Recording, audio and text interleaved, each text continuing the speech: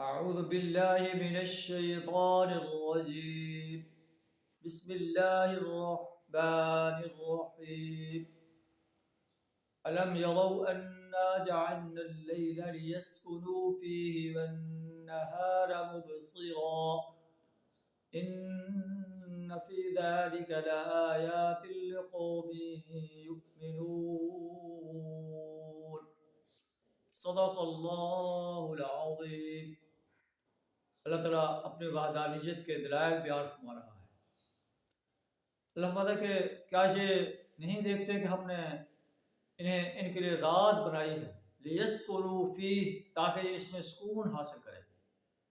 دن کا تھکا ہارا انسان جب رات کو اپنے گھر لوٹتا ہے، سکون کرتا ہے، نیند کرتا ہے، تو وہ اپنے آپ کو آرام میں محسوس کرتا ہے، اور صبح جب اٹھتا ہے تو بالکل فریش ہوتا ہے، تازہ دم ہوتا ہے، اور پھر اپنے معاش کے کام میں لگ جاتا ہے، اللہ کے دین کی دعوت دینے کے کام میں لگ جاتا ہے.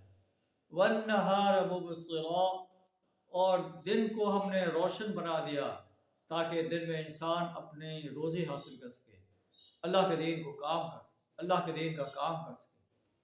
ان فی ذلک لآیات لقوم یؤمنون، اس میں بہت نشانیاں ہیں ان لوگوں کے لیے جو ایمان لانے والے ہیں.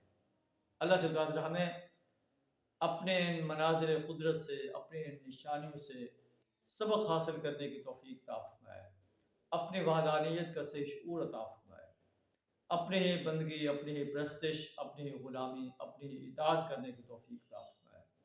وآخر دعوانا ان الحمد للہ رب العالمین.